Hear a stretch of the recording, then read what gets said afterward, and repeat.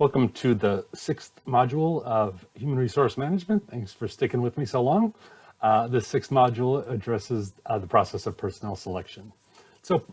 Personnel selection is the process through which organizations make decisions about who will be invited to join the organization as an employee and who will not be invited to join the organization as an employee. This process typically begins through the identification of potential candidates through the recruitment process. Through a number of steps, applicants are reduced, the number of applicants is reduced to the best qualified applicants. Usually the first step is a paper-based step, and I say paper, but of course it's not paper, it's digital paper, right? Through a database, I guess I should say a data-based process that looks at things like employment applications, resumes, letters of application, copies of credentials, that kind of stuff.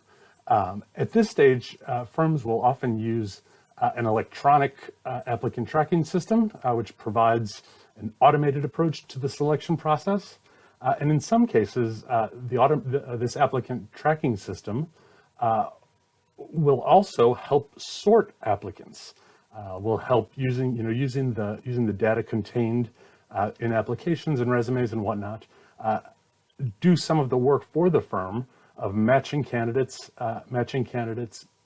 credentials with the selection criteria that the firm has decided on, and in that way it allows managers to not be burdened with that, the monstrous pile of applications that the jobs sometimes generate, and focus on the more critical later stages. Now, there are obviously some limitations to that electronic sorting of applicants. Artificial intelligence has come a long way, but we're clearly still not there yet.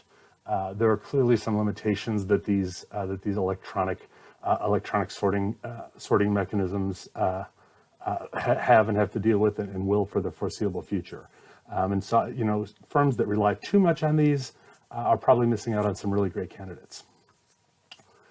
Following that, that paper-based selection process, the organization may administer tests to some candidates who meet the basic requirements. Almost always qualified candidates will undergo one or more interview processes, reference checks, background checks, verify the information is correct. And then of course, the process wraps up with a candidate or candidates being selected to fill the vacant position. And then, of course, candidates who accept their offers are placed into the positions for which they're selected. So that's kind of the big overview of the process. And the next several slides go through that whole process.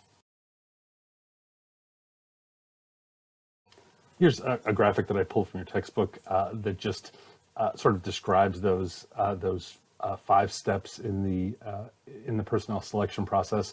I realized I went through them, kind of quickly on that previous slide and in kind of an unorganized way. So I wanted to see kind of that there is a delineation among the 5 steps in a typical personnel selection process. You'll also notice that the shape of the graphic is meant to demonstrate that at each step of the process, typically at each step of the process, the number of candidates involved decreases, right? So we get a big pool of applicants at the beginning, at the screening applications and resume stage. After looking at applications and resumes, we've cut that down a little bit, do some testing, cut it down a little bit more, do some interviewing, cut it back to a finalist or finalists, do some background checks, and then finally get to the point of hopefully offering somebody a job. So before we get into the sequential steps, just a few words about what generally makes an employee selection process an effective process. First, the selection process should grow out of the job description and job specifications. It should be closely aligned with them, and it should be looking for data in the application, in the job description, and interviews at each step of the process. The selection process should be looking for interviews that figure out how well matched the candidates are with the description in the job description and with the characteristics that are identified in the job specification. Secondly, effective selection processes capture and retain important data about applicants throughout the process, right? So simple stuff like names and phone numbers, so we can get a hold of people, but also some important information about the applicant's history, so that we can rely on it later, maybe as we fashion follow-up questions in an interview, maybe as we're putting together a package to give to a background check company. You get the idea. Most importantly, and I guess this one's really should be connected to that first one. Most importantly, an effective selection system is one that identifies the applicants who have the necessary skills, abilities, dispositions, and other characteristics, other attributes that will make them the best candidate for the position. That's really what makes an effective, a good selection process. Next, I think effective selection systems are fundamentally fair. They do their best to cut out any biases, any prejudices that may exist within the organization's policies, that may exist within the organization's decision makers, whether those biases or prejudices are explicit or implicit. Obviously, they're more likely to be implicit and therefore harder to detect and harder to manage for. But it should be a fundamentally fair process. This is true, I think, for a couple reasons. Obviously, we want it to be fair so that we can stay in compliance with all of the equal employment opportunity laws, and keep ourselves out of court. But more basically, a fundamentally fair process is one that's more likely to be in the firm's best interest because it's going to get us the best possible candidates we can get for the jobs that we're hiring for. Finally, I think effective selection systems need to be humane. They need to be respectful of job candidates' times, respectful of the fact that they're almost certainly currently working in another position that is difficult to take time off of to go do a job interview somewhere else, that in some cases requires the candidates to be somewhat deceptive or even somewhat dishonest with their current employers about why it is they're taking time off, where it is they're going, for obvious reasons. And it should be one that's as expeditious as possible. I've always worked in firms that have really long, really slow hiring processes, and that's okay. I guess that's part of the culture of the industry I'm in. But regardless of the industry, I think it's our job to keep these things moving along as quickly as possible, both in order to be humane to the candidates and the stress and anxiety of job searching and the life complexities of job searching, but also as employment processes get longer and longer and more drawn out, our best candidates are going to get other offers from other places, and we're going to lose them. So just a few thoughts on effective employee selection processes. I think the first few of those are captured in the textbook. The last couple I added on.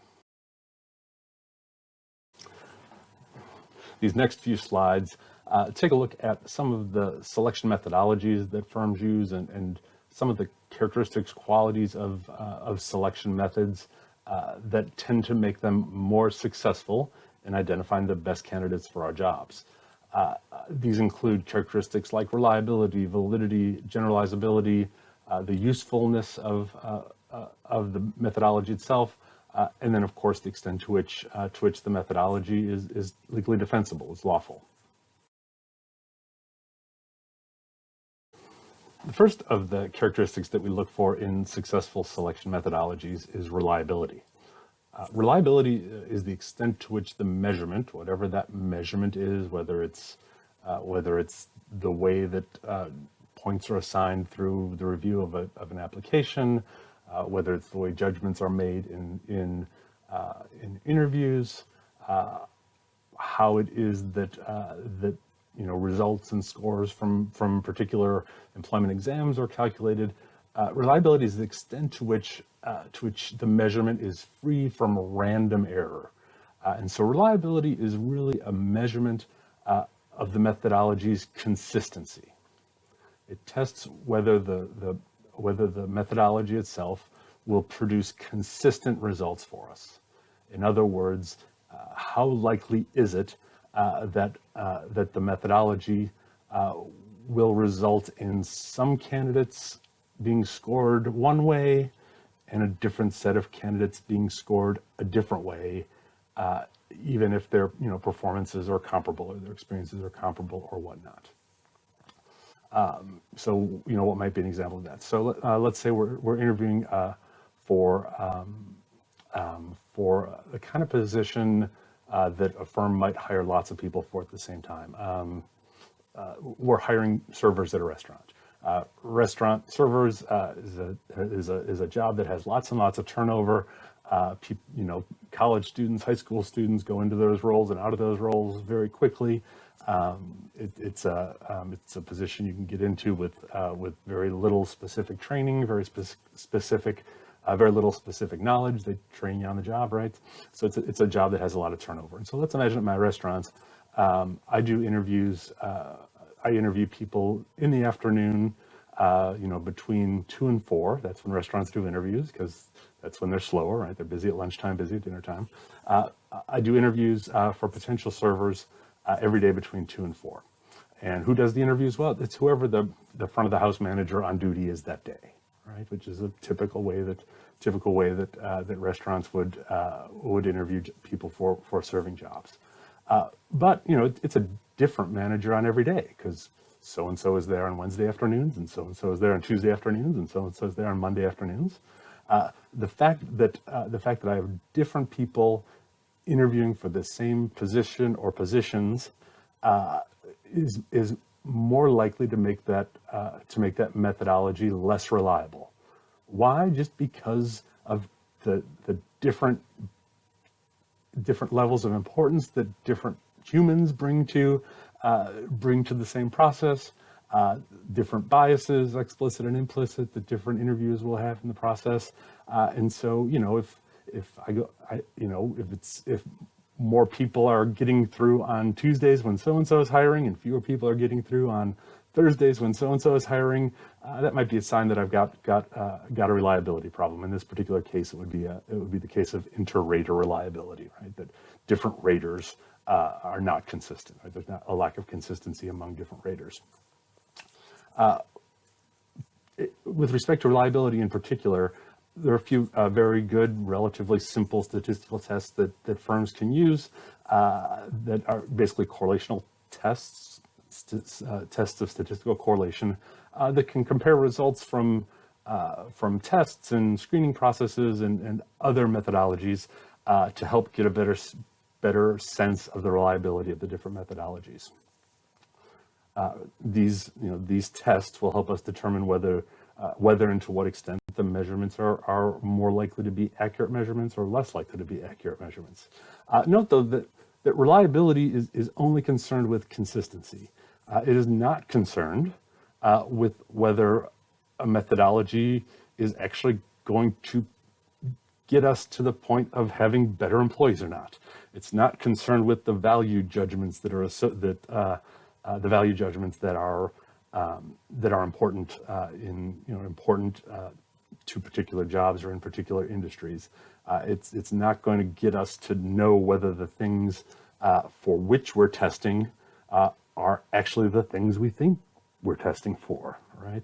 So reliability is merely consistency. I'm going to talk a little bit more about reliability after validity, because it's often easier to kind of think of reliability and validity in tandem as a compare contrast. And so you'll hear a little bit more about reliability in a few slides.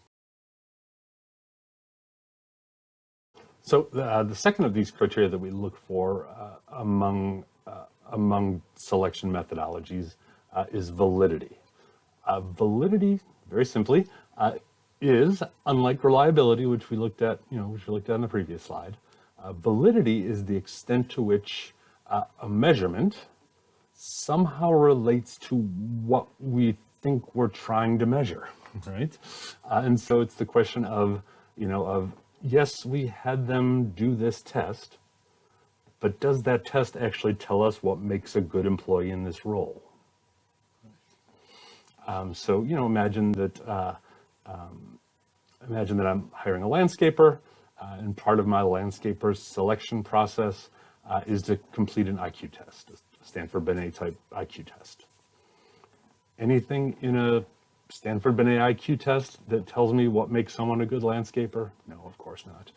Is there anything in a Stanford Binet IQ test that'll tell us what makes anyone a good anything? Well, that's a different question. But you kind of see the idea. Now, obviously, obviously it might not be as dramatic as that. But very often,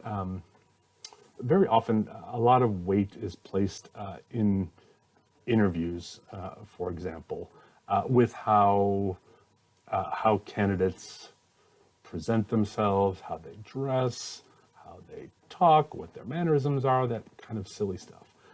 Sorry, my bias, that kind of silly stuff. For most professional jobs, are those things important? Well, yeah, probably. But, are they as important as some of the other stuff, like work ethic and knowing what you're doing and being able to do the work?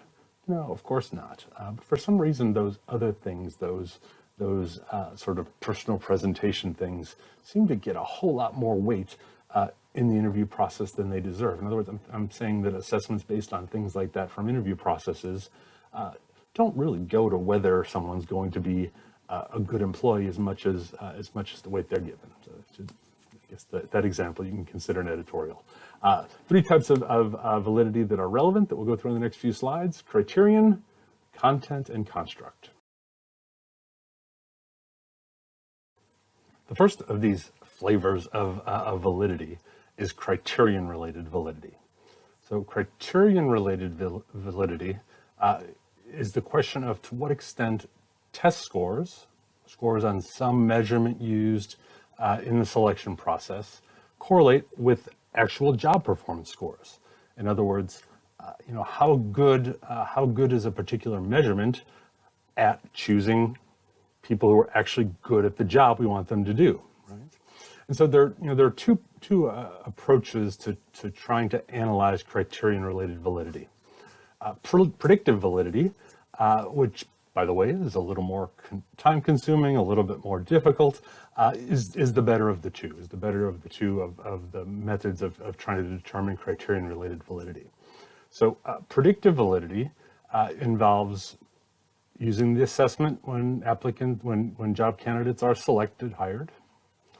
After some period of time, typically after the employee probationary period of 90 days or whatever it is has passed, we take a look at the job performance metrics we have on those candidates we hired, and we look to see if those who scored better on the test 3 months ago are actually better employees now, right? That's a way of getting at the validity of the criterion that are assessed through a measurement in the selection process by comparing it with how well those people are doing on the job.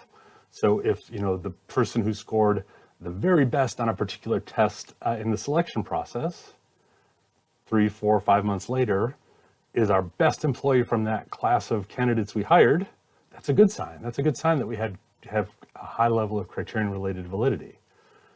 If, however, it's the people who scored relatively low among the selected candidates who are performing at the highest, well, that's a bad sign. That's a sign that our criterion might not be as carefully aligned with predicting job performance as we hope it will be. The second approach to getting at criterion-related validity is through concurrent validation. Concurrent validation is more efficient, is less expensive, and it gets us the information faster. But the quality of the information isn't as good. So here's what we do. Before we start our selection process, before we administer a particular test in the selection process, we give that test to our current employees, people who already work for us, who are in that same job or comparable job or whatever. We see how well our current people do on the test. And then we take a look at what kind of performers our current people are in comparison with how well they did in the test, right? If it's some type of sales assessment and our highest producing salesperson bombs the test, that's a really bad sign, right? That's a really bad sign that that measurement we're using might not correlate as well with the actual job performance as we think it does. Right? So this is the first of the flavors of validity. That's criterion-related validity. You can get at it by assessing candidates and comparing their future performance with how well they did in the assessment. That's predictive validity, predictive validation. The other way to get at it is through concurrent validation, which is giving the assessment to your current employees, comparing how well your current employees do on the assessment with how productive, how efficient, what kind of employee they are in the current role.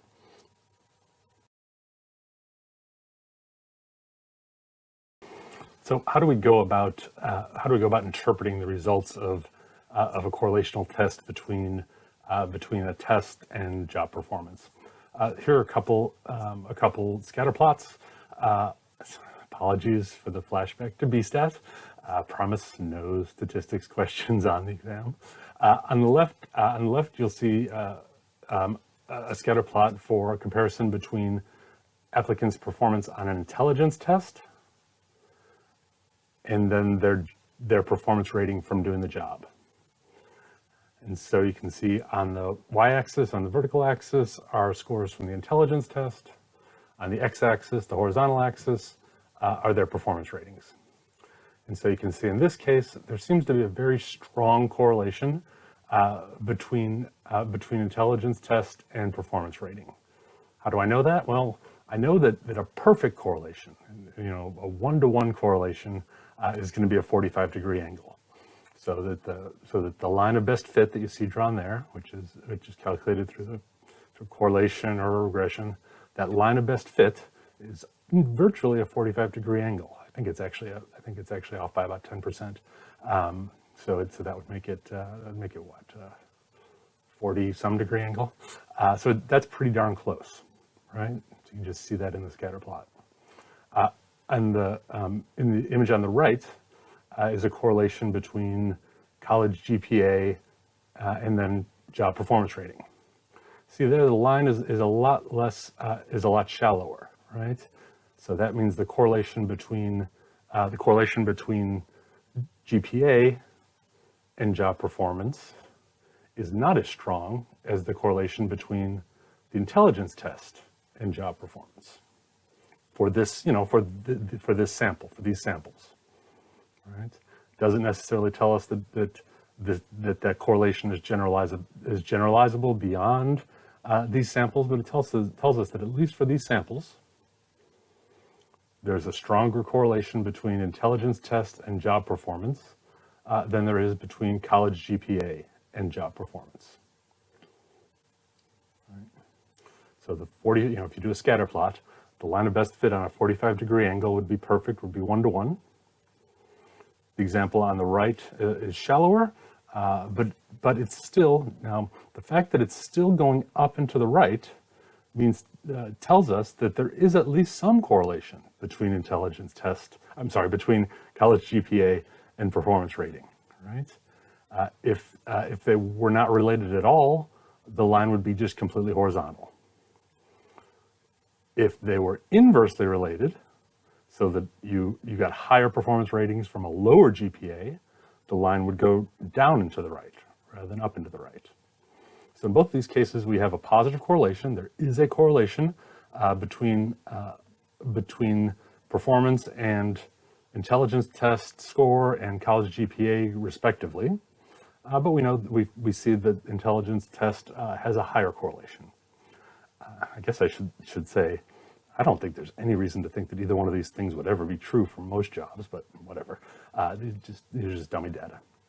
So you can do this. You can start to make this interpretation by looking at this line of best fit, and here's your next flashback to BSTAT, or you run a correlation test, something like a Pearson or a Spearman, a correlation test, and test for the correlation. Look at p-values. Lower p-value tells you there's a stronger correlation.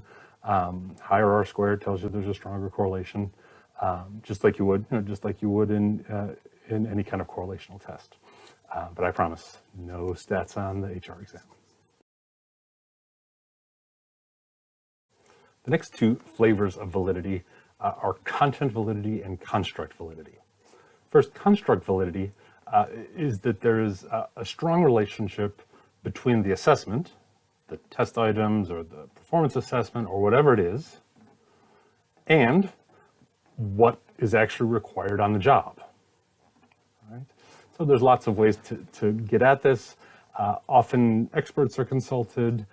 You could do the kind of analysis that you did for that we did for criterion-related validity, and get to this just using the particular test item or particular assessment tool and what actually happens, what actually happens on the job. Experts can help you figure this out. You can get to it by interviewing incumbents, interviewing people who are currently in the job. You can get to this in a lot of different ways. So let me give you an example of non-content validity. So this is a case that if you take employment law with me next semester, we'll read this case in employment law next semester. There was an assessment that was used by a particular fire department for hiring paramedics, and the test was called the stair chair test. And so a stair chair is like a wheelchair, except it's one that's designed to go up and down stairs. Right?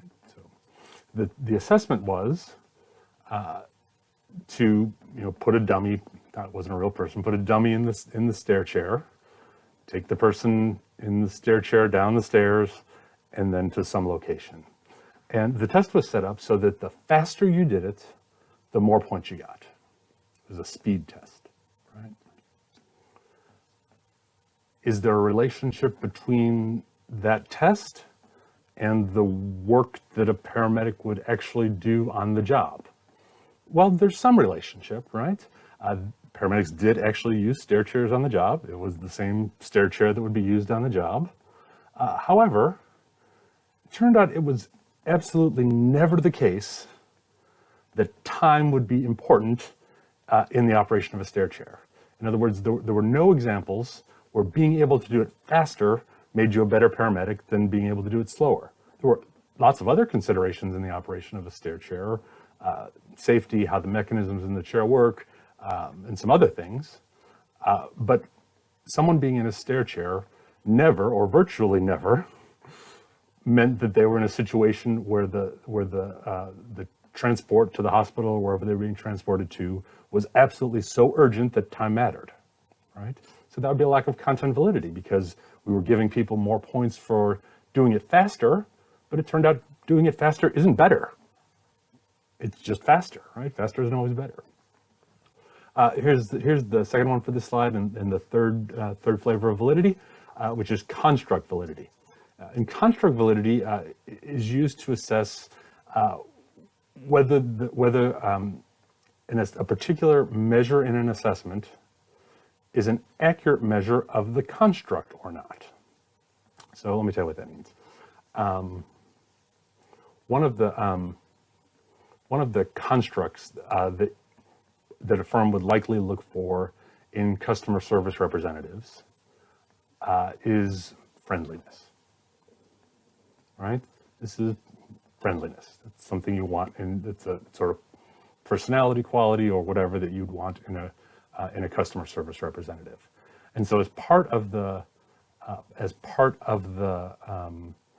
interview process, interview was video recorded, and after the interview was over, they looked at the video and with a stopwatch kept time for how much the candidate smiled, how much time the candidate smiles in the interview, what percentage of the time were they smiling, because they thought, the thinking was, well, smiling is a sign of friendliness and approachability, right? Is that actually the case? Well, it turns out that actually isn't the case. It isn't the case that customers would necessarily perceive more smiling as being more friendly or as providing a higher level of customer service There are many, many cultural dimensions to when people smile and when people don't smile that also sort of blow up that relationship between the construct of friendliness and the behavior of smiling. How much one smiles in a job interview is no way indicative of how much they would smile necessarily in a customer service interaction, right? So there's a counterexample for you or an example for you of a lack of construct validity. I promised you back on the reliability slide that I would say another couple words about reliability after we get through the validity stuff, so we could kind of compare and contrast reliability and validity. What you see on the screen now is a clock. I promise I did look to try to find a UTA clock face. I couldn't find one, so you get my alma mater, TCU. And so take a look at this clock. If you don't remember, since none of us actually use analog clocks anymore, I believe this clock says that the time is 10:10. Okay. I don't know where you are right now. Where I am, the time is 9:30. Okay. So imagine that this clock is on the wall in the room there where you are, and the clock says it is 10:10. Your computer says it's 9:30, your phone says it's 9:30, your mom says it's 9:30, everybody says it's 9:30, but the clock on the wall says it's 10:10. So let's imagine that this clock doesn't have a battery in it, okay? And so it says 10:10 now. In an hour, it will say 10:10. 2 hours, it'll say 10:10. 3 hours, it'll say 10:10. No matter when you look at it, it will say 10:10. This is a very highly reliable clock. It's performing exactly as we expect it to perform. It's perfectly consistent. No matter what's happening in the world, it says 10:10. In every situation, it says 10:10. This clock is highly reliable. But as a measure of what time it really is in the world where you're located, the clock says 10:10. The reality is 9:30. So this clock would not be a valid measure of the time in the time zone you're in right now. We'll do one slightly different. Clock says 10:10, 9:30 in your world, 9:30 in my world, 9:30 in everybody's world, in this time zone, I guess. This time the clock does have a battery in it. And for every minute that passes, the clock advances 1 minute. Okay? So in 1 minute in my world, it'll say 10:11. 2 minutes in my world, it'll say 10:12. 3 minutes in my world, it'll say 10:13. Is this clock reliable? Yeah, this clock is also reliable. This clock is also producing consistent results. It's performing over time exactly how we expect it to perform. We expect for every 1 minute, that minute hand will advance 1 minute. For every 1 hour, that hour hand will advance 1 hour. So the clock is highly reliable. Is it valid? Again, the clock's not valid.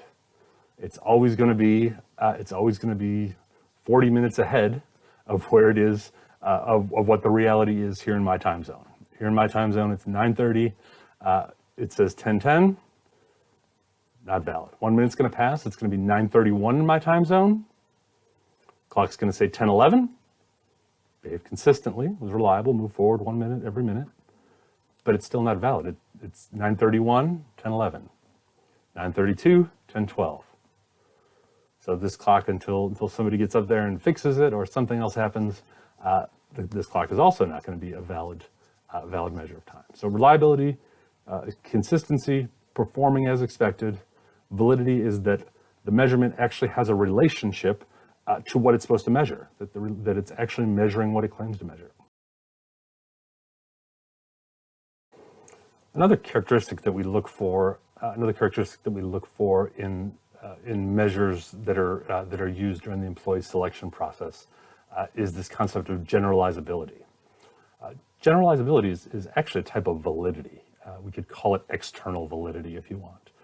Generalizability means that the application of the test to your situation and to the sample studied by your tests would be applicable beyond the sample you're studying and beyond the population that sample represents.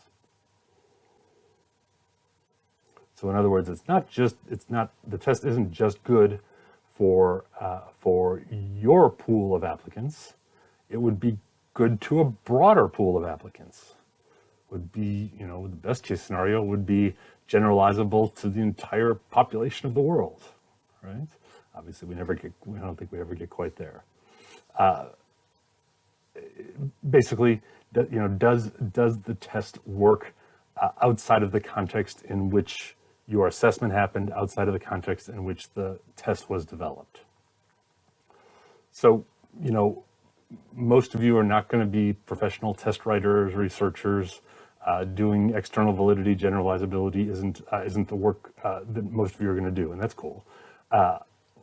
What you are going to be doing, though, many of you will be doing, is you'll be working in positions in firms where you'll be using or considering using a test that was developed somewhere else in your context. And so the question for you is not, is this test that I created generalizable somewhere else? The test is instead, is this test that was created somewhere else generalizable to my population of candidates? Right? You can get expert opinions to calculate this. You can do some ad hoc testing of your current employees to figure out if the results, if the range of results that you're getting from your applicants, from your current employees, are matching up with the distribution of results that came that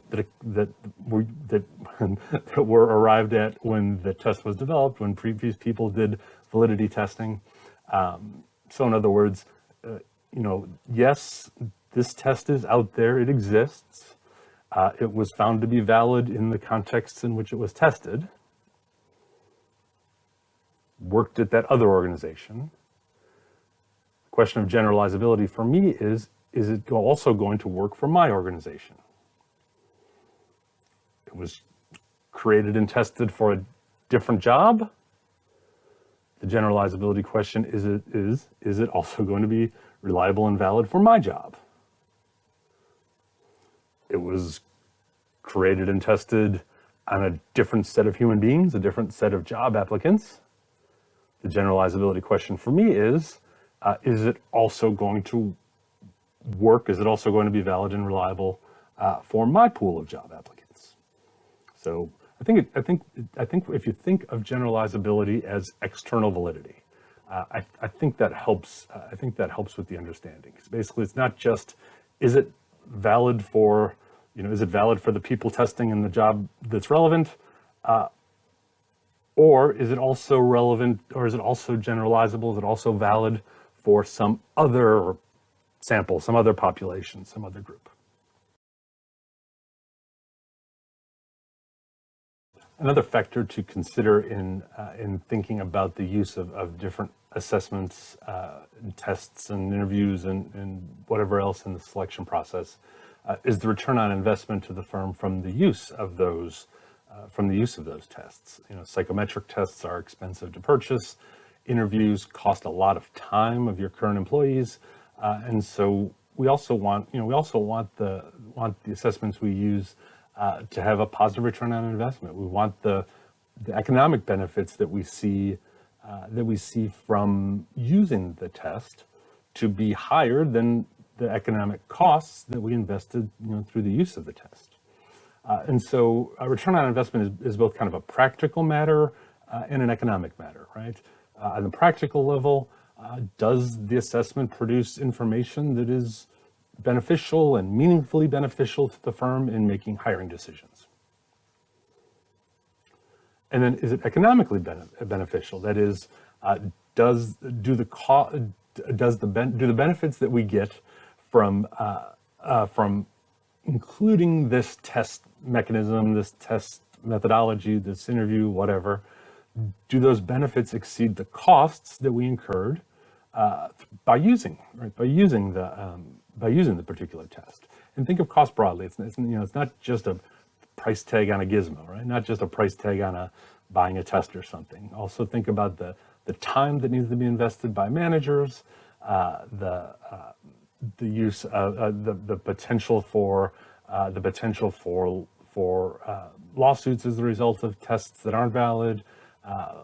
So think broadly in terms of both the economic benefits and the economic costs.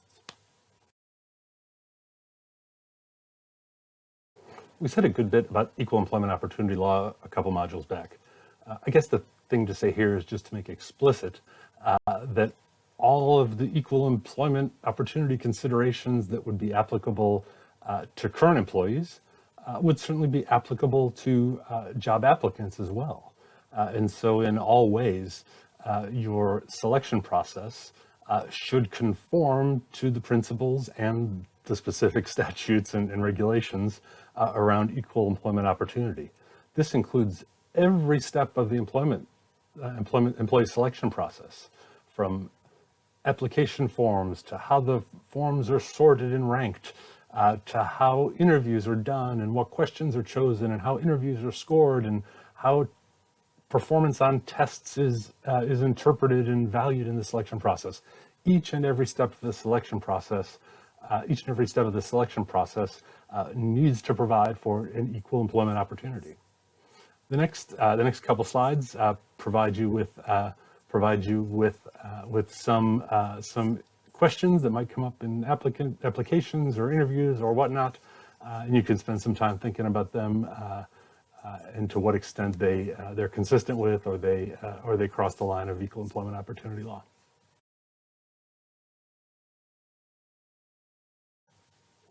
So here are some questions, some boxes that will often appear on employment application forms. Let's talk through these a little bit and see if see if you have any concerns about any of these questions on a job application from an equal employment opportunity perspective. Every job application I've ever seen contains a place for the applicant to put her or his name. Any concerns about that? No, of course not. We need to know people's names when we're thinking about hiring them, because we need to match up names with credentials and with references, and we need to know the person's name when we call them. So obviously name is something that we need to ask on applications. Here's something to consider though.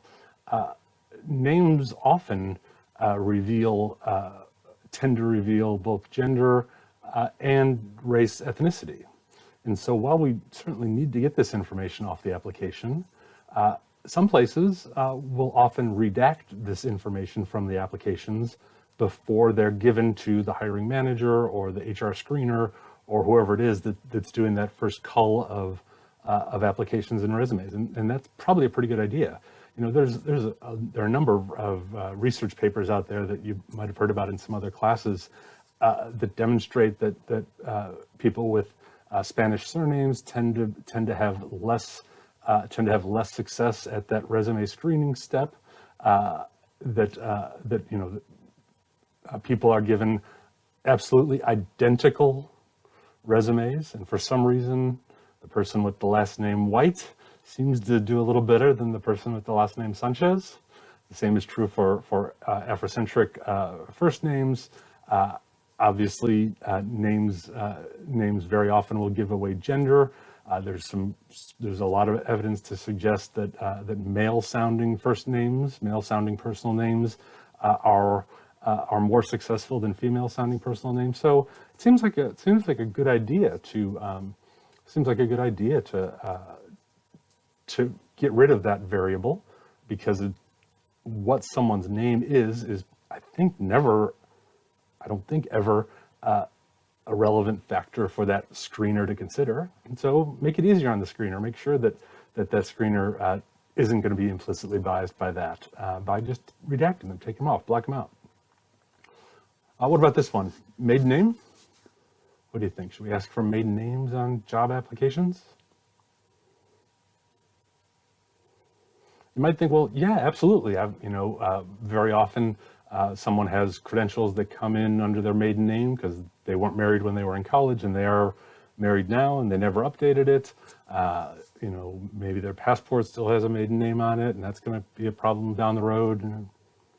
Well, no, because just the concept of maiden name is a concept that applies only to women. So it only applied to your to your female applicants, right? Maiden is a feminine thing, right? I can't be a maiden; it's not possible. Now, obviously, there are men that have previous names from before marriage. That's certainly a common occurrence, becoming more common, where in situations where a man marries another man, or in just some situations where a man marries a woman and the man takes the woman's name, or they pick a new name, together to have a new name as a new family. So even with those considerations, ask maiden name, probably not. If the position you're hiring for is a credential intensive kind of situation where you need to match up names and that kind of stuff, you could ask for, have you ever been known by any former names? Right? That gets the idea across and doesn't have that gender bias to it. Date of birth. Do you need to know date of birth? I don't know. It depends on the job, I guess. If you're hiring for a job that requires someone to be of a specific age, I think you have to be 18 to sell liquor in Texas. I think you have to be 25 to be in the car rental business.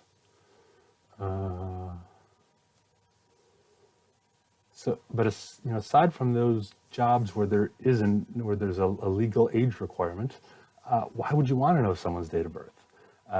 If you don't know their date of birth at that first step in the selection process, at the review of resumes and applications step, you can't be accused of age discrimination if you don't know their date of birth, don't know their age, right?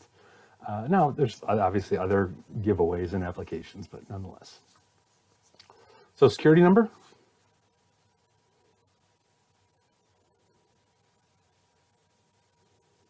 I don't think you want it. I don't know that it wouldn't. I don't think it would violate equal employment opportunity law, but having it puts some obligations on the firm. Just the fact that you have a Social Security number means you have a duty to protect that information under the Credit Reporting Act, under the Patriot Act, I think, under several laws. I just thought of a story that's not exactly relevant, but I'll share it with you anyway. When I was at Eastfield College, one of the things that I was in charge of was faculty credentials related to accreditation. And so one of the things that colleges have to do to their accreditors is prove that their faculty are qualified. And the typical way that college faculty prove their qualification is with a copy of their college transcript. So I was in charge of compiling all of these transcripts at Eastfield College for our accreditor. And we got them all together. Rather than just having paper files, we scanned them all in with very high quality scans, put them in this software package that allowed them to be displayed to the accreditation reviewers, and it was beautiful. About a week before this accreditation package was due, it occurred to me that for people whose transcripts were printed before like the late 90s, their Social Security number was their student ID, and their Social Security number was printed on their transcripts. And I was working for a government agency at the time. Eastfield College is a community college, county college. And there's a state law that makes it a felony for an employee of a public agency like I was to disclose the Social Security number of another employee. So I was right on the verge of committing like 3,000 felonies by having these Social Security numbers on the transcripts. And so I had to bring in this army of administrative assistants and grad students and everybody I could find to come in on a Saturday and sit there with the redaction tool in Adobe and redact all of the Social Security numbers off of our faculty's transcripts Fortunately, I realized it in time. Fortunately, we were able to get the work done. For some of it, and it's funny, for some of the transcripts that are really old, you guys have never seen anything like this, but some of the transcripts that are really old, the transcript itself is like a piece of cardstock, and then every semester they would put a label on it that had the students' grades for that semester, and that label had the social security number on it. And so like one page of a transcript might have the social security number on it like 15 or 20 different times for each class. It was crazy. Anyway, you don't want social security number. I don't know if there's a problem with it, but don't ask for it unless you absolutely have to. What about email address? It's a communication thing, right? If I'm going to correspond with them by email, I need to know their email address. Yeah, of course, you can ask about email address. What about insert your photo? Well, why do you want photos? Well, so I know what they look like when they come in. Come on. Photo gives away race, gives away ethnicity, gives away gender, puts those factors right in front of decision makers in a way that you don't want to be in front of them, right? Honorific, Mr., Miss, Ms., Mrs. Come on, you don't want that info. Have you ever been arrested? That seems like a good question. You don't want to hire people who've been arrested, right? No, questions about arrests are not legitimate. Questions about arrests, because an arrest is a nothing legally. An arrest is not proof of guilt. An arrest is not proof of having done something wrong. An arrest is just an arrest. So we never ask about arrests. In fact, the trend now is to not even ask about convictions. And there are some states, Texas is not one of them, but there are some states that even prohibit prospective employers from asking about convictions. A great many that prohibit asking about misdemeanor convictions. Now, are there exceptions to that? Well, yeah, of course. If the position is somehow security sensitive, if the position is cash handling, but it's the kind of question that needs to be tailored carefully. Organizational memberships. You want to know if someone is applying for an HR job, are they a member of SHRM? You want to know if somebody is applying for a banking job, you want to know if they're a member of the Association of Financial Professionals. So organizational memberships, well, I'd be careful with it. Maybe tweak it a little bit to ask about professional memberships. Otherwise you're going to get information you don't want. You're going to get what religious organization they're a member of. You're going to get the fact that they're a member of a PTA, which tells you they have kids. You're going to get some stuff you don't want if you leave it that broad. But asking about professional associations, professional memberships could be relevant in some positions. Number of dependents for health benefits. Premature, not on a job application. Eventually, you're going to have to know this. If it's a benefits eligible position, and if the employee wants to enroll his or her dependents in health benefits, but you don't need to know. And what about citizenship? You definitely need to know citizenship, right? Well, no. Remember, we actually have Title VII actually says that national origin is one of the characteristics that we should not discriminate based upon, and so I can't think of any good reason to ask about citizenship. Well, I take that back. I can't think of some examples where it would be appropriate. National security positions often have allow citizenship to be a relevant question, but aside from that, the typical job, no reason to ask about citizenship. So what do you ask? Well, you ask, do you have a legal right to work in the United States with or without sponsorship? Right? People with green cards are not citizens, but they absolutely have the right to work in the United States, the same as a citizen does. Different types of residency permits, different types of visas allow people to work for various time and in various ways with or without sponsorship. So no, don't ask about citizenship. Ask about whether somebody has a legal right to work in the United States. So what about these questions that might come up in a job interview? How would you feel about working for someone younger than you? Well, you're probably only going to ask that of folks who are older than the hiring manager, right? And so that alone, the fact that you're only asking it of some applicants is a pretty bad sign that that's not the kind of question you should be asking. What about this one? Oh, you went to Georgetown. That's a Catholic school, isn't it? Well, why would you ask that? How is that relevant? And yeah, there's lots of non-Catholics that go to Georgetown, so it doesn't necessarily tell you religion. But come on, how's that relevant? Martin High, cool, me too. What year did you graduate? Well, you see, graduation year is a really, really strong indicator of age. Do you celebrate any holidays that require you to be away from work? Well, what folks are going to think of are religious holidays, right? Civic holidays already are associated with work being closed. So they're going to think of religious holidays. Oh yeah, well, I celebrate Passover. Oh yeah, come on, too early. We don't want to know that information yet. At some point, that's going to become relevant, but on a job app, in an interview, no. It might be a post-interview question, might be a job offer time question, but no, premature for that. Why do you want this job? Yeah, that's fine. Not a great question, but it's fine. What are your greatest weaknesses? Gosh, that's like asking somebody to give evidence against themselves. The Fifth Amendment doesn't allow us to ask that, right? Of course, you can ask about weaknesses. Here's my sort of non-legal advice related to the weaknesses question. Only ask it if you know what you're going to do with the information they give you, and why you're asking it. So if you're asking about weaknesses in order to find out weaknesses, that's a really bad idea. Because candidate A and candidate B could both have the same weakness, and you're only going to hold it against the one who actually tells you about it, right? And the one who has the same weakness at the same level and doesn't tell you, that it doesn't get held against them? Come on. If you're using it to find out weaknesses, terrible question. If you're using it to assess self-awareness, it's a great question then.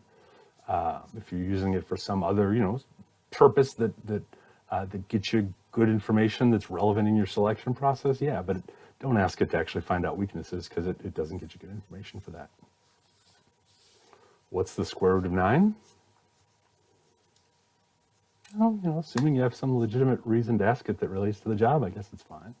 I don't know what job that would be, but all right. So there are just some questions that often come up that are worth sort of thinking about in this equal employment opportunity context. Another factor to consider are the privacy rights of your applicants during the selection process. And so, as I sort of mentioned a couple slides back, asking for a lot of confidential information that isn't absolutely necessary in the selection process probably isn't a good idea. Yeah, having a social security number gives you some value. It allows you to have a database key that will survive the application process so that you can match up employee records with applicant records down the road. Yeah, that's absolutely true. But the danger of having that piece of information far outweighs that administrative convenience of being able to match things up in advance. And so likewise, information like college transcripts, licensing test results, if police records are relevant, having police records in the office, those sort of things are highly sensitive. The fact that someone has even applied for a job is highly sensitive. And so as we gather data during this selection process, it's important to be careful to receive it securely and to store it securely. And so that means security, a very high level of encryption on your applicant portal through which you gather data, and then a very high level of encryption on your storage servers as well, to make sure that these applicant data are not compromised. It also means, in addition to the electronic platforms, it also means not leaving copies of stuff floating around the office, because old people like me, even if we are reasonably good with managing technology, we like to read longer stuff on paper. I admit it. I print out articles to read sometimes. And I print out job applications when I'm screening applicants. I absolutely do. I'm sorry. No, I don't need to, but I do. But at the end of the day, those things need to be locked up. Those things need to be shredded when we're done with them, in order to protect the privacy of the job applicants. All right, now we get into a run of several slides, maybe a dozen or so, actually more than that. We get into a bunch of slides that take a look at some specific methodologies and how they are, can be, might be used in the employee selection process. So, a first one to take a look at are application forms, job applications. Application forms seem to still be quite common in firms, even though resumes are available, even though LinkedIn profiles are available. And I think there's a pretty good reason for that. It's a reason that really annoys job applicants, but there is a good reason for it. And it's that through the use of an application form, we can get data entered into our database about applicants for free. Right? They enter the data. We don't have to enter the data. So that's one reason. It starts to help us build our database. It's a really good way of getting basic information from the candidates and getting the specific information we want. Here's just one example. On someone's resume, there's no obligation that I know of that you have to put all of your jobs on your resume, right? All of us decide for ourselves what jobs we put on our resume. And so when I'm looking at someone's resume, I may or may not be getting their complete employment history. But on an application form, I can say, please provide me with every place you've worked in the past 10 years. Name of the place, title, blah, blah, blah. Right? And then lastly, application forms allow us to get information in a consistent format. So that, as we're doing side-by-side comparisons of applicants, we can look at the data in a side-by-side way that makes comparison easier, and in the same format, which makes comparison easier. So there certainly are some benefits to applications, even though they're admittedly duplicative of other things you're going to ask for, like resumes.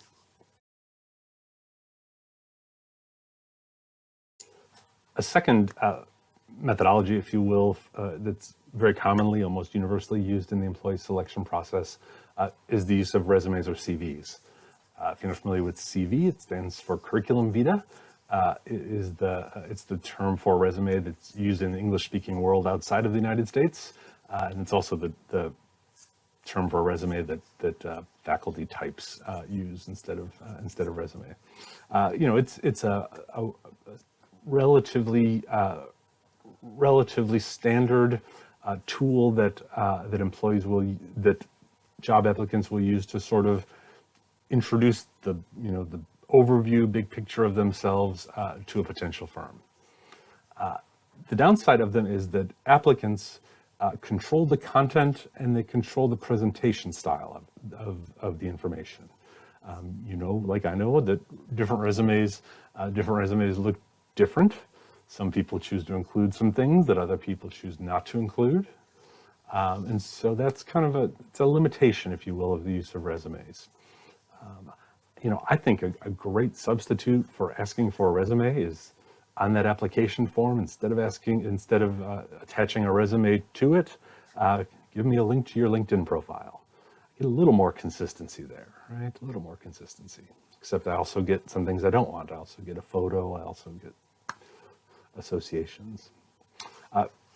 Obviously, resumes are a reasonably inexpensive way to gather some information that can be used as a basis to figure out what candidates you should talk to some more, what candidates you should move to the next level or not move to the next level. Like all of these, when we evaluate resumes, focused on the elements in the job description and, more importantly, the job specification. That's why we're looking at the resumes, to find out how well someone matches with the job description and job specifications. And just another thing to think about as you're sort of involved in this first first paper submission stage of employee selection, is the extent to which your job specifications might or might not be too specific. Very often the requirements that are identified in the job specifications, particularly, are way more specific than they need to be, and so they will cull out lots of candidates who would be very well qualified for the job. Right? So here's just an example. I came into this position at UTA 2 years ago. Right, so I've been in this job 2 years, so it would have been 2018 or so when I started. One of the requirements for someone in this job was to have had some experience as an administrator at a college or university. Right? So, gosh, of course that's a requirement, Tom. You direct a graduate program, asking someone to have experience as a manager, director, administrator in a program at a college, that seems like a good qualification, right? Yeah, probably. But think about this. President Obama would not have been qualified for my job. That's the extreme example. But there are lots of other folks who, might have been interested in this job, who also got called out because they didn't have that, even though they had leadership administrative experience that in a different industry that was probably very transferable. So think about those specifications. Another tool that's commonly used in the employee selection process is gathering information from other people who used to work with the candidate or who knew the candidate in some educational environment or something like that. We call these reference checks. And so we ask applicants to provide the names and contact info and description of the relationship for people typically outside of the hiring firm, who can, attest to the candidate's abilities, past job performance, work ethic, all that kind of stuff. So obviously, reference checks have a bias built into them because candidates choose who their references are, right? Applicants choose people who will be more inclined to say nice things about them. One way to mitigate this, or one way to deal with this issue, is to, when you ask for references, ask for the names and contact information of applicants' two most recent supervisors, and then ask for another reference that can be anybody, right? And so that way you've done some deciding about who the references are. Reference checks usually happen toward the end of the selection process, sometimes as late as when there's a lone finalist, sometimes at kind of the finalist stage when there are 2 or 3 folks and you're down to the point of choosing one. Makes sense to wait as late as possible with these. If you want to check references early, some people will withdraw from your selection process just because they don't want word to get out that they're looking for a job that early. I applied for a job not too long ago that I pulled out of when they said they were going to contact references too early in the process, and so trying to hold off on contacting references to as late a point as possible usually works to your advantage.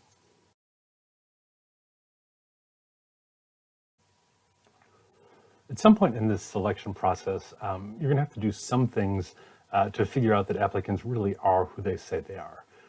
It's so easy these days to pick up somebody else's identity, pass yourself off as that person, and just sort of live and work as that person.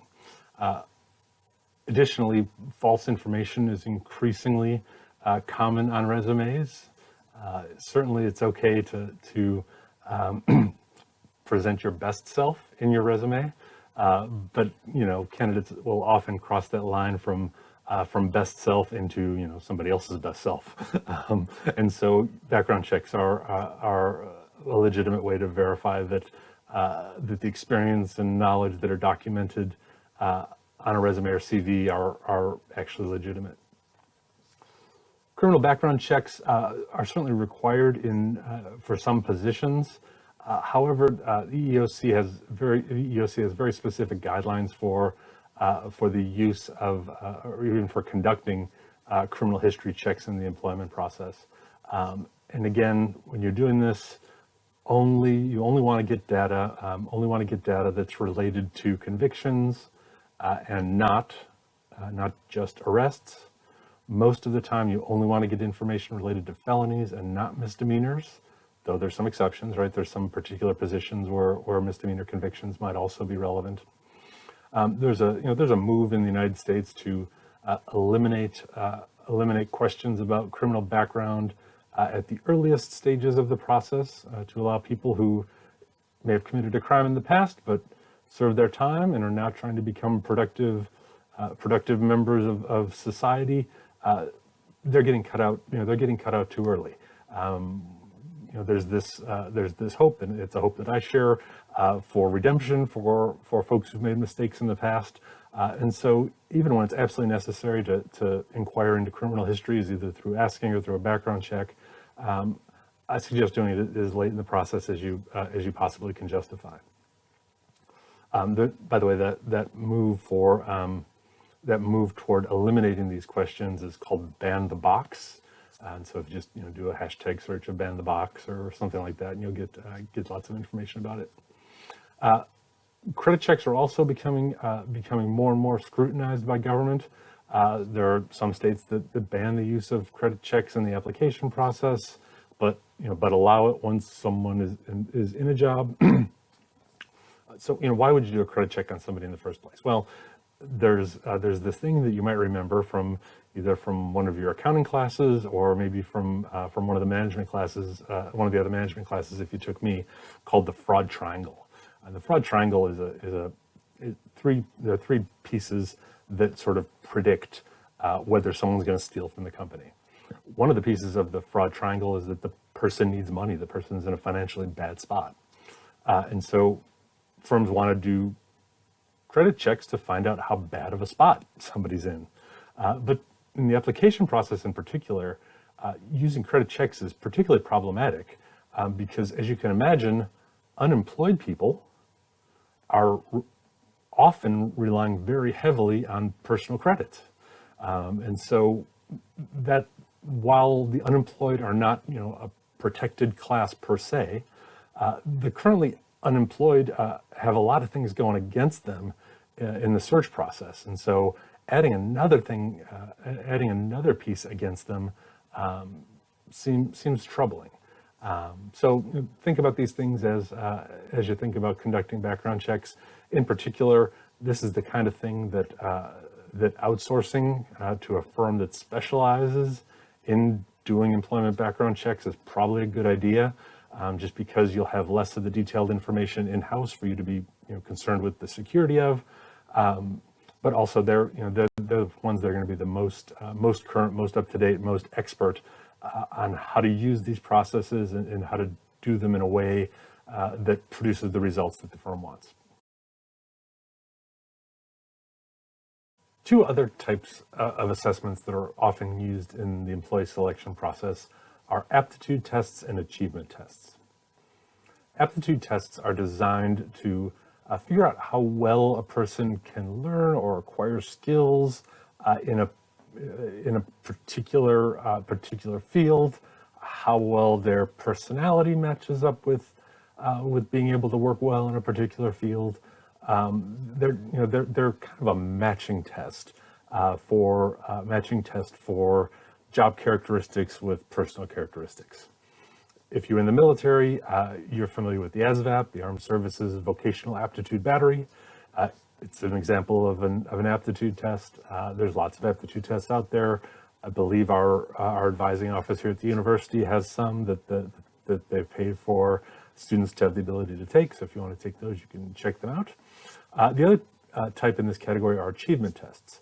And achievement tests are not about matching, not about figuring out aptitude. They're just designed to measure achievement, to figure out what someone already knows, what someone can already do, how well someone does verbal reasoning, how well someone does quantitative reasoning, So there, the SAT is an example of a sort of achievement test. And so aptitude tests and achievement tests. While physical ability tests are not as common as they used to be, just as our economy has changed from a manufacturing production economy into a more service-oriented economy, things like strength and endurance aren't as significant as they were at some point in history. There are still some jobs where physical abilities are important. There's a great many of them, and so it's still the case that some firms, for some positions, will use these physical ability tests. They assess physical ability usually across particular dimensions that are particularly relevant to particular jobs. And so it might be power, which power test is usually a squat or a bench press. Endurance test, which might be a running test or a cardiac stress test. Flexibility, balance, coordination, those sort of things. Physical ability tests are one of the particular areas that being careful to measure in such a way so as not to violate the principles of equal employment opportunity are critical. Because physical ability tests, particularly the strength tests, tend to exclude women and across the board tend to exclude people with disabilities. But you say, sometimes these things are important for a job. If I'm going to hire a firefighter, I want somebody who's able to drag a body out of a burning house. If I'm going to hire somebody to do X, they need to be able to lift that thing. So there's ways to compensate for that. One way is when you use these physical ability tests, rather than scaling scores so that people get more points for being able to lift more or carry more or bench press more or whatever, instead use a cut score. Find out how much someone needs to be able to lift in order to do the job, and give people points if they can do that much versus can't do that much, right? So it's not that when you're hiring a firefighter that somebody that can bench 400 pounds gets more points than somebody that can bench 150, because it's most likely the case that being able to bench 400 doesn't make you a better firefighter than somebody that can bench 150 or 200, right? So figure out what that number is that's required to do the job and set the cut score there. That's one way to mitigate for it. And there's certainly other approaches as well. When I was in the business of hiring people, which I'm not anymore, performance tests were the tests that I put the most value on, the tests that I cared the most about. A performance test is basically an opportunity that kind of simulates the real work that someone's going to do on the job in the context of the selection process. So it's kind of it's an attempt to create a situation like a situation that would happen in the workplace, and have the person act as if they already worked there and work it through. And so, like in my last job, the last person I hired was an assistant director in an academic affairs office.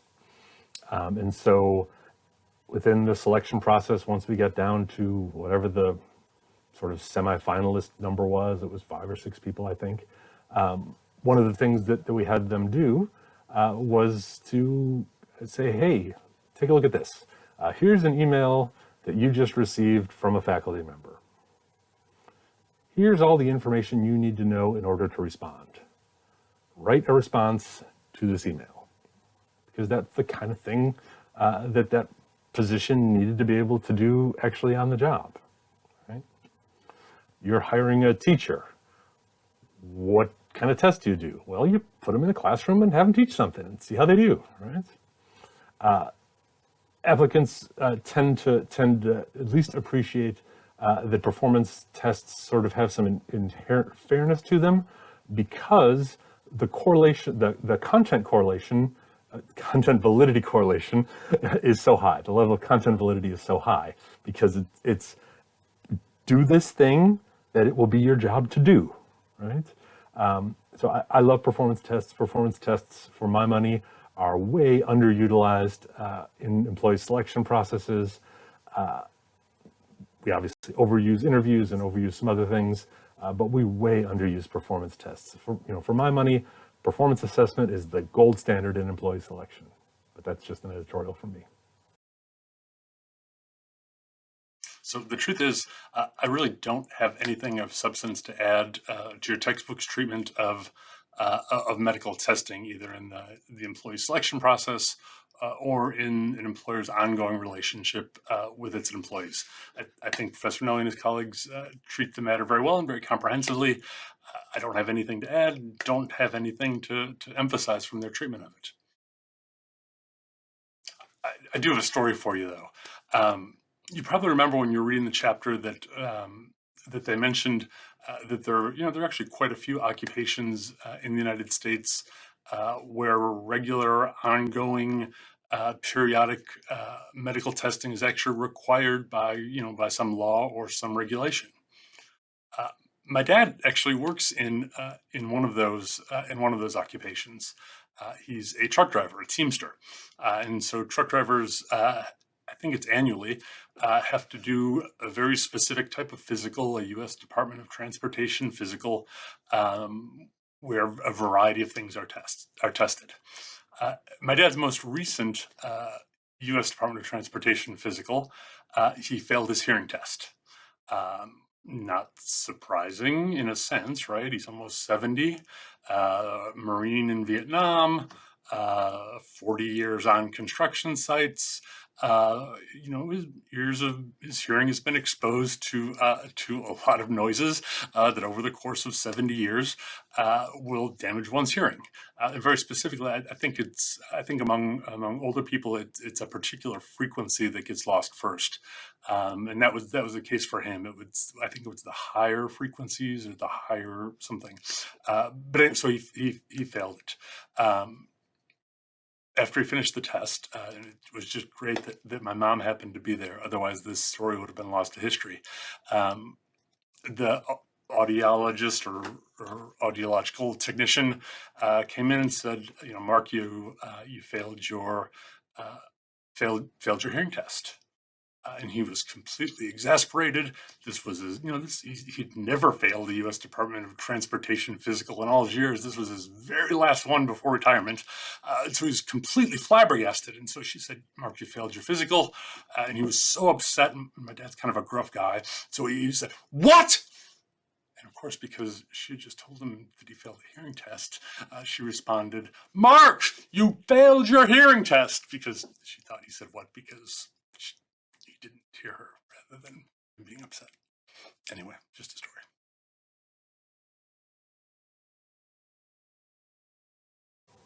So on to interviews, which is the methodology that's often most closely associated with the employment selection process. So lots of different ways to approach interviews. Here are a few highlights of some of the categories of interviews and ways to approach interviews. One is a structured interview. So a structured interview, probably the most common type, where a predetermined list of questions are asked of every candidate in the same way, in the same order, so that you have a reasonably fair basis to compare how candidates, how different candidates respond to the same kind of inquiry, right? It would be a less reliable method if the candidates were asked slightly different questions or asked the questions in a different order or something like that. Another kind that's very common these days are what are called behavioral interviews, or at least behavioral questions within structured interviews. So a behavioral question is one where the interviewer asks the candidate to describe a time that something happened and how the person handled that thing in a previous job. So, if you were interviewing for my job, the interviewer might ask, so have you ever been in a situation where a student was really unhappy about her grade and she came to you yelling and screaming? What did you do to handle that? How did you diffuse that situation? right? So it asks about something that happened in the candidate's past and how they responded to it. Behavioral questions are good.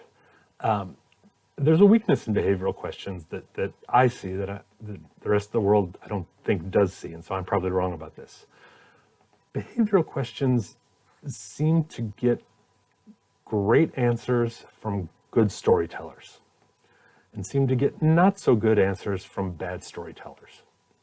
Now, I'm not discounting the value of being a good storyteller. I think being a good storyteller is important, but that's usually not what we're testing, but what we're assessing with behavioral kind of questions, right? But for some reason, when a candidate is able to package something that happened in a coherent story that has a beginning, middle, end, and moral, that's the answer that selection committees and selectors seem to like.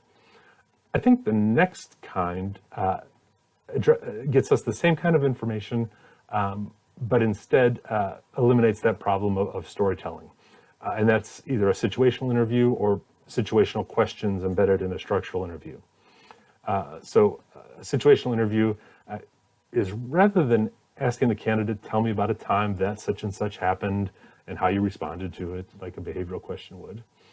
Instead, in the situational interview or a situational question, the interviewer gives the situation.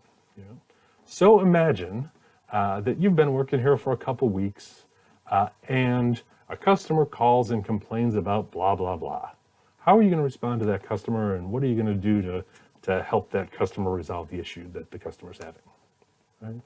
So situational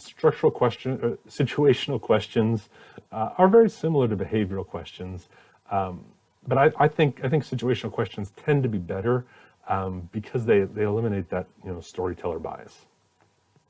Another important consideration is whether you include one interviewer or multiple interviewers in a single meeting, in a single event. There's some pros and cons to both. Having multiple interviewers involved in a single encounter gives you the value of being able to get the perceptions of multiple people about the same thing, right? Because individual perceptions are not always accurate, or never 100% accurate. So it's often good to get that that multiple perception of the same event. However, the downside of having multiple interviewers is that it makes the encounter way more stressful on the applicant. Applicants get way more stressed out by panel interviews than they do by individual interviews. I don't know why that is. Ask one of your psych professors. But so that for some jobs that's going to be a factor. Other jobs that's not going to be a factor. But it's certainly something worth thinking about and worth considering.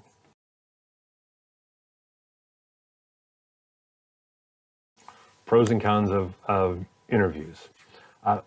Interviews obviously have a great many advantages. Otherwise they wouldn't be the centerpiece of most employment selection processes. Among those advantages are that talking to someone face to face or video conference to video conference gives you some evidence about candidates' ability to think on the fly and ability to think through things on the spot. Gives you information about their personality that you wouldn't get in the same way as you would in a personality test, or from asking them or something like that. And also gives you a sense of just sort of their interpersonal style, of the way that they relate to other human beings. There are disadvantages to interviews too. I don't think the disadvantages, though they are significant, I don't think the disadvantages mean that we stop doing interviews. I think the disadvantages mean that we need to think of ways to mitigate for these disadvantages that are endemic to interviews. They can be unreliable, right? Interviewers score candidates better when the interviewer has just eaten than right before they eat, right? So doing an interview right after lunch is better for you as a candidate than doing an interview right before lunch. That's just a reliability problem with interviews. There's lots of reliability problems with interviews. When you have multiple interviewers, that problem of inter-rater reliability is a huge deal as well. It's really difficult to establish the validity in interviews because fundamentally what an interview tests is that an interview tests how well someone does an interview. And for most jobs, that's not related to their job, right? For some jobs it is, but for most jobs, there really isn't a strong relationship between interview performance and job performance.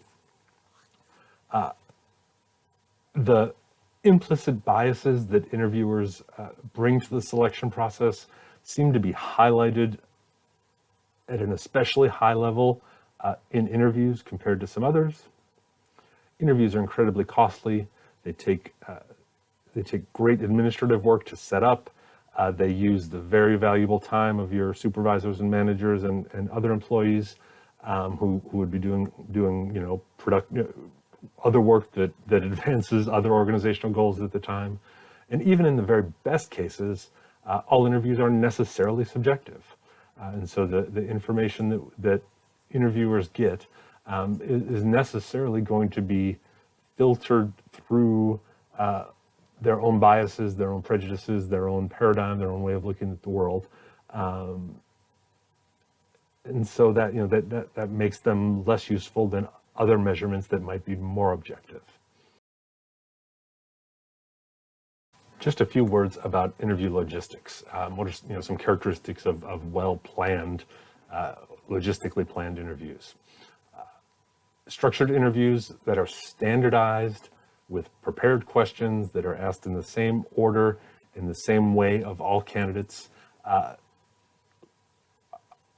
are more likely to be part of a well-planned interview than questions that are not. Conducting the interview in an environment that's comfortable for the participant, comfortable for the interviewer, and is not likely to lend itself to distractions also leads to a well-planned interview. That means that the best place for an interview isn't necessarily in the manager's office at the firm. The best place for an interview might be a conference room at a hotel close by. It might be someplace else. And so think about that. Think about how it is that you can structure the environment so as to minimize distractions, both sound distractions and visual distractions, and create an environment where both the interviewer and the candidate can be comfortable and focused on the matter at hand. Obviously, well-planned interviews are focused from the very beginning on the job and on the organization. Of course, interviews very frequently begin with small talk. That small talk is dangerous to the interviewer, right?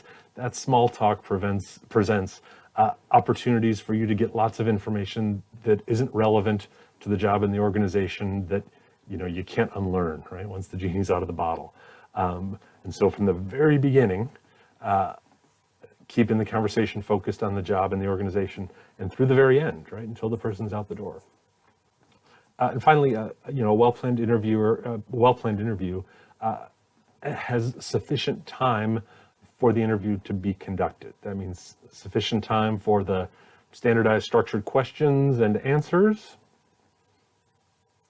and also time, assuming this is a part of the interview, which it should almost always be, also time for the candidate to ask the questions that she or he has with respect to the organization, with respect to the position, with respect to the manager, with respect to everything that might be on his or her mind.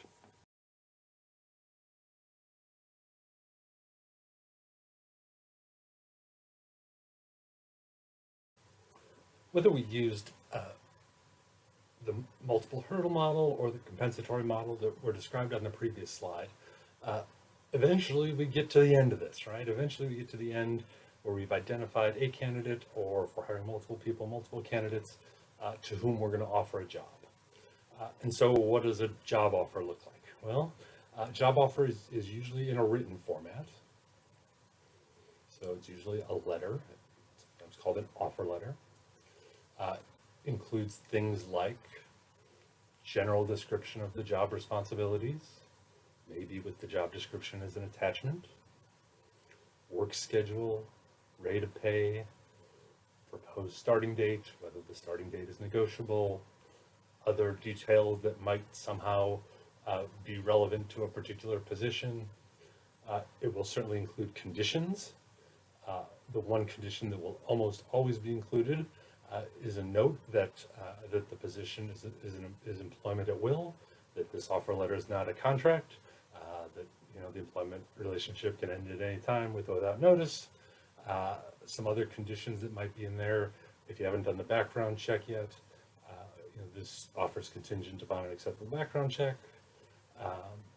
Would also include a deadline for the candidate to agree to the job, or to counteroffer, or to reject the job, or whatever the next move the candidate is going to make will be. There's also one more common condition that you'll see on the very last slide, and then also we need to communicate with those who we've not selected, and particularly for candidates who've gotten toward the end of the process. They've invested a lot of time in you, a lot of time in your firm, and it's fair for them to expect a reasonably quick notice that you've decided to go a different way, that it's not going to happen. And this is probably one of the most important things that managers or HR professionals can do in the selection process, is to contact those who've not been selected, frankly, but also compassionately, communicate to them that went a different way. If your firm's policies allow you, candidates will almost always ask, can you give me a sense of what I didn't have that you wanted? If your policies allow it, I think it's something that we should do for job applicants, is let them know what was missing, in order to make them better candidates, so they can try to improve for the future. And I think, especially for those candidates who've gone all the way to the end, I don't think an email cuts it. I think it's got to be a phone call. Now, for those candidates who get screened out at the very first step, I think the rejection email is perfectly fine. But once candidates have invested so much time, they've met with you, hiring manager, you HR professional personally, I think it's got to be a phone call.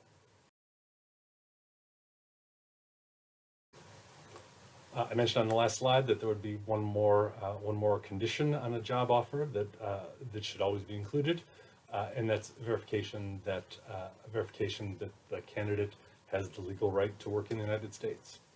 And so there's a particular form that the Department of Labor produces. It's called the I-9 form, Immigration 9 form, that the employee and employer need to complete and sign at some point between when the offer is accepted and the end of the employee's first day of work. So it can happen on the first day, but it can't happen on the second day, or it can happen between acceptance and the first day of work. And so the I-9 form, nowadays on paper it's a 4-page form. It is permissible to use electronic versions of it. I think it still has 4 web pages if it's an electronic version of it. And this I-9 form, it's a form that needs to be done in a very specific way. The candidate needs to receive all 4 pages, even though I think only 2 of the pages you need to write on. What I've pasted into this slide here is page 4, which is kind of the page that I always remember from the I-9 form, which tells you which documents you need to get that the candidate needs to provide in original to the employer, in order to submit copies of them with the I-9 to the Department of Labor. And so this process is about confirming both someone's identity and confirming their right to work in the United States. And so those things in column A, if a candidate presents you with any one of those, that's all you need. The most typical one off list A is a U.S. passport. A current, valid, unexpired, unmutilated U.S. passport identifies both identity and a legal right to work in the United States. Not everybody has a passport, and so I think the second most common combination would be from column A, a government identification, typically a state driver's license, and from column B, a social security card that is not stamped with, like not valid for work in the United States or something like that, because there are people that pay taxes that aren't allowed to work here. And so not all social security cards indicate that one has the right to work. So I'd say, and actually I'd say that that combination is probably the most common. Probably the most common combination is driver's license and social security card. Probably second most common would be the passport. And then for people in particular situations, obviously some other combinations here tend to make more sense. This is the last step. Once you've selected somebody, offered them the job, and you've submitted the I-9 information through the E-Verify system, you've got yourself an employee.